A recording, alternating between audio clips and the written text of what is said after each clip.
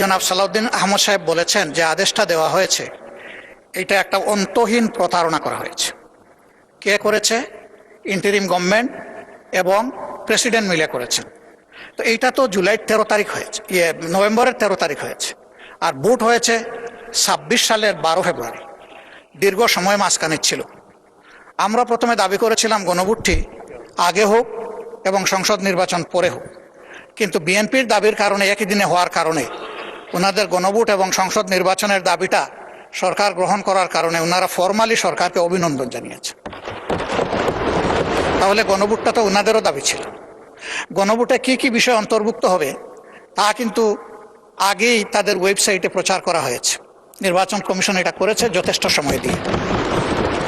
আমরা দেখেছি, সরকারি দলও এটা দেখার কথা। এই সব কিছু দেখে শুনেও যদি আমিও বলি, মাননীয় প্রধানমন্ত্রীও বলেন যে সবাই গণভোটে হা বলুন, তাহলে আমরা দুষ্টা করলাম কোথায়, আর আমাদের মধ্যে ভাগটা হলো কোথায়? আমরা তো এক হয়ে করেছি।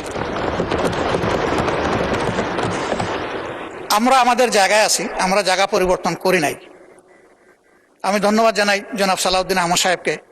উনি বলেছেন যে উনি দাবিটা প্রথম করেছিলেন। জনগণ কি চায় সেটা আমরা জনগণের কাছে ছেড়ে দিই। যদি বেশিরভাগ জনগণ এটা সমর্থন করে তাহলে আমরা এটা সবাই মানব।